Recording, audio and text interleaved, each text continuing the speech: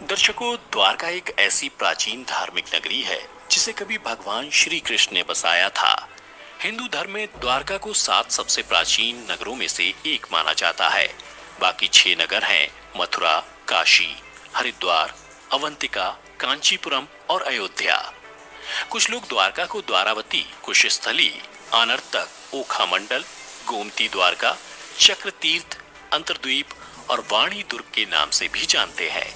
इस शहर के चारों ओर बहुत लंबी दीवारें थीं, जिसमें कई द्वार थे। कई द्वारों के शहर होने की वजह से ही इस नगरी का नाम द्वारका पड़ा। परंतु अब यहाँ ये सवाल उठता है कि श्री कृष्ण की मृत्यु के बाद अचानक ऐसा क्या हुआ कि ये पूरी नगरी जलमग्न हो गई। दर्शकों, आज की इस वीडियो में हम आपको बताएंगे कि आखिर कब, क्यों और कैसे डूबी श्री कृष्ण की नगरी द्वारका। नमस्कार दर्शकों, द्वारका नगरी को श्री कृष्ण की कर्मभूमि भी माना जाता है। महाभारत में वर्णित कथा के अनुसार श्री कृष्ण ने जब कंस का वध किया, तब जरासंध ने कृष्ण और यदुवंशियों का नामो निशान मिटाने की ठान ली और मौका मिलते ही जरासंध मथुरा और यादवों पर बार बार आक्रमण करता रहा। धीरे धीरे उसके अत्याचार बढ़ने लगे तो अंत में यादवों की सुरक्षा के लिए श्री कृष्ण ने मथुरा को छोड़ने का निर्णय लिया और मथुरा से निकलने के बाद भगवान श्री कृष्ण ने एक ऐसे नगर की स्थापना की जो विशाल और सुसंगत था।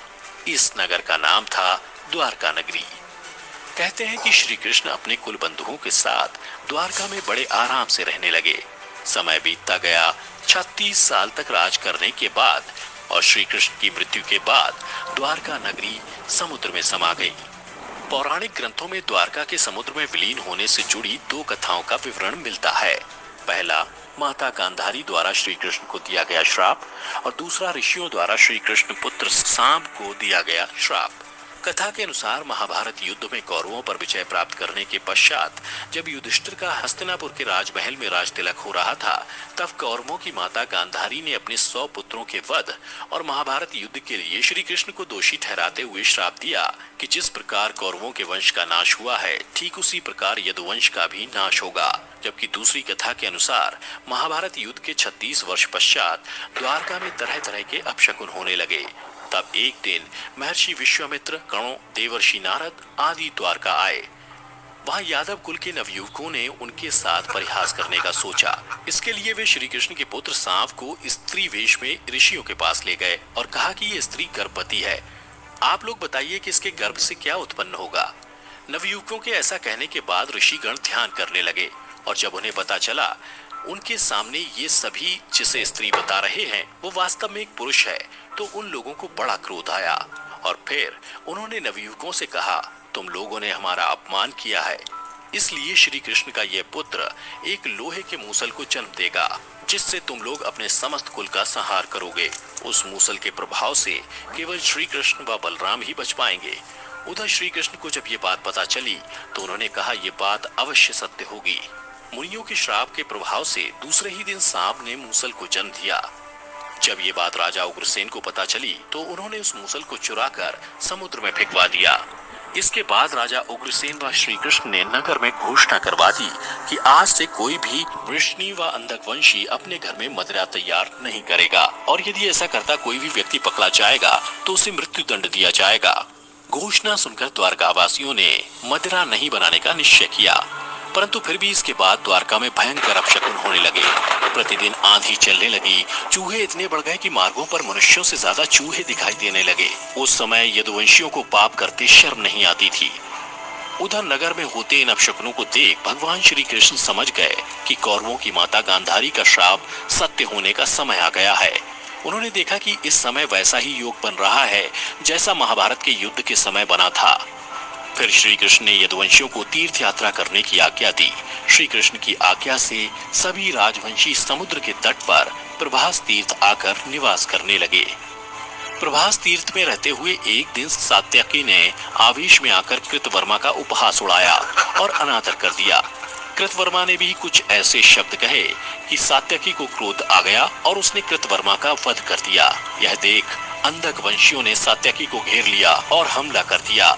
सात्यकी को अकेला देख श्री कृष्ण के पुत्र प्रद्युम्न उसे बचाने दौड़े और सात्यकी और प्रद्युम्न अकेले ही अंधक वंशियों से भिड़ गए। परंतु संख्या में अधिक होने के कारण वे अंधकवंशियों को पराजित नहीं कर पाए और अंत में उनके हाथों मारे गए। अपने पुत्र और सात्यकी की मृत्यु से क्रोधित होकर श्री कृष्ण ने एक मुट्ठी एर का घास उखाड़ ली। हाथ में आते ही वह घास वज्र के समान भयंकर लोहे की मूसल बन गई। जो कोई भी वह घास उखाड़ता वह भयंकर मूसल में बदल जाती। उन मूसलों के एक ही प्रहार से प्राण निकल जाते थे। उस समय काल के प्रभाव से सभी वीर मूसलों से एक दूसरे का वध करने लगे। यदुवंशी भी आपस में लड़ते हुए मरने लगे। श्री कृष्ण के देखते ही देखते सांब, चारुदेशन, अनिरुद्ध और गद की मृत्यु हो गई। अंत में श्री कृष्ण ने अपने सारथी दारुक से कहा कि तुम हस्तिनापुर जाओ और अर्जुन को पूरी घटना बताकर द्वारका ले आओ। दारुक ने ऐसा ही किया। इसके बाद श्री कृष्ण बलराम को उसी स्थान पर रहने का कहकर द्वारका लौट आए। फिर श्री कृष्ण ने पूरी घटना अपने पिता वासुदेव जी को बता दी। यदुवंशियों के संहार की बात जानकर उन्हें भी बहुत दुख हुआ।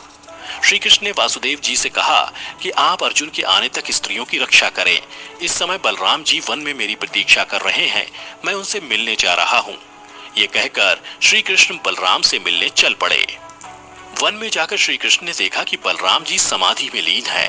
देखते ही देखते बलराम शेषनाग रूप में परिवर्तित हो गए और भगवान श्री कृष्ण से आज्ञा लेकर बैकुंठ धाम वापस लौट गए। उधर बलराम जी द्वारा देह त्यागने के बाद श्री कृष्ण वन में घूमने लगे। घूमते घूमते वे एक स्थान पर बैठ गए और गांधारी द्वारा दिए गए श्राप के बारे में विचार करने लगे। देह त्यागने की इच्छा से श्री कृष्ण ने अपनी इंद्रियों का संयमित किया और महायोग की अवस्था में पृथ्वी पर लेट गए। जिस समय भगवान श्री कृष्ण समाधि में लीन थे, उसी समय जरा नाम का एक शिकारी हिरणों का शिकार करने के उद्देश्य से वहां आ गया। उसने हिरण समझकर दूर से ही श्री कृष्ण पर वाण चला दिया। वाण चलाने के बाद जब वो अपना शिकार पकड़ने के लिए आगे बढ़ा तो योग में स्थित भगवान श्री कृष्ण को देखकर उसे अपनी भूल पर पश्चाताप हुआ। तब श्री कृष्ण ने उसे आश्वासन दिया और परम धाम चले गए। इधर दारुक हस्तिनापुर पहुंचकर यदुवंशियों के संहार की पूरी घटना पांडवों को बता दी। यह सुनकर पांडवों को बहुत शोक हुआ। अर्जुन तुरंत ही अपने मामा वसुदेव से मिलने के लिए द्वारका चल दिए। अर्जुन जब द्वारका पहुंचे तो श्री कृष्ण की रानियां उन्हें देखकर रोने लगी। उन्हें रोता देख अर्जुन भी रोने लगे और श्री कृष्ण को याद करने लगे। इसके बाद अर्जुन वसुदेव जी से मिले।